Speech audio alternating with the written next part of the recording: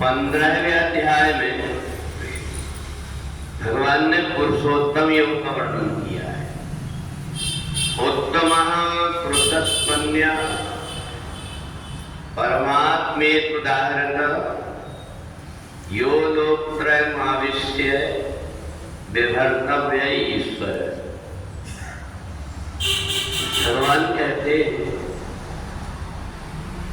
कि संसार के जितने व्यक्ति हैं उन सब की प्रकृति अलग अलग है और उन व्यक्तियों को जैसे अगर हम कोई पेड़ लगाते हैं उसकी डाली इधर उधर जाती है तो उस डाली को छांटना पड़ता है ताकि वो पेड़ सीधा चले।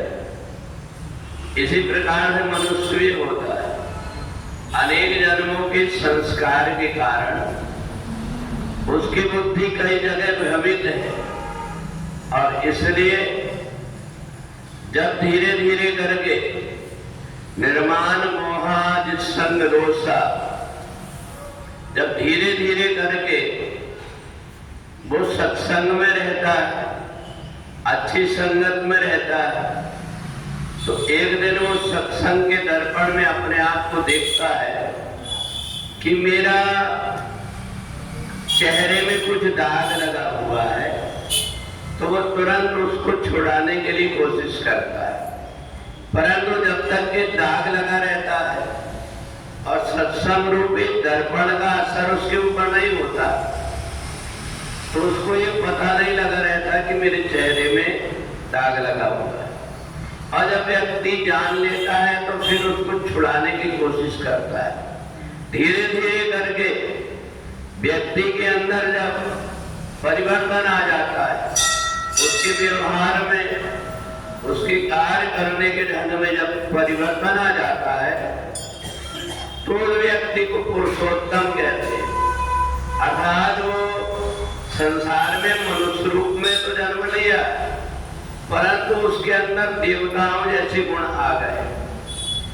अब इसके लिए व्यक्ति कोई भी जन्म से बहुत कम व्यक्ति ऐसे हैं जिनके अंदर अच्छे संस्कार आते हैं और वो भी पूर्व जन्म में जिसने पुण्य कर्म किया है तो बचपन से उसकी बुद्धि, उसके आचरण, उसके व्यवहार वैसे होते हैं।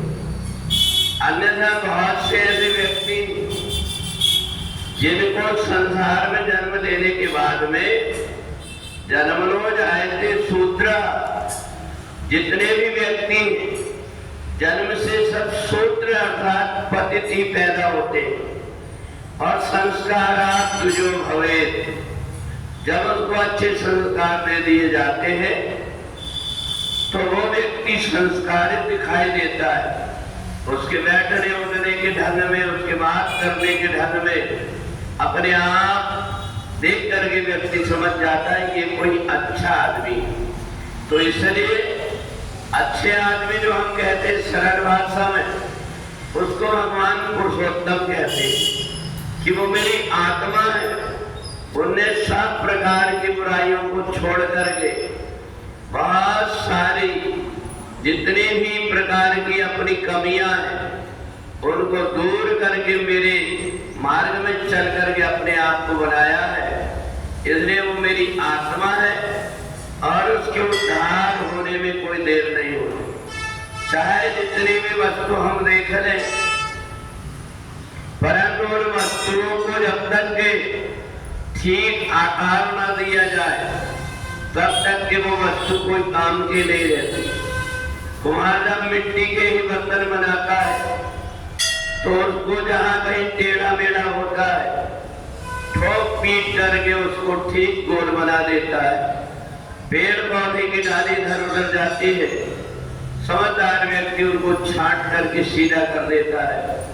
तो इसलिए जीवन में जो व्यक्ति सीखने की कोशिश करता है उस व्यक्ति को हर कोई व्यक्ति कहीं ना कहीं से कुछ ज्ञान देकर के सिखा देता है। परंतु कुछ ऐसे भी व्यक्ति होते हैं तो जो गुरु मिलई बिरंज सम मूढ़ हृदय न चेत, मूर्ख व्यक्ति ऐसा होता है। ब्रह्मा जैसा भी गुरु उसको मिल जाए तो भी वो सुधर नहीं पाता, इसलिए नहीं सुधर पाता क्योंकि वो उसके अपने पहले जन्म के संस्कार उसको अच्छी रास्ते में नहीं जाने देते।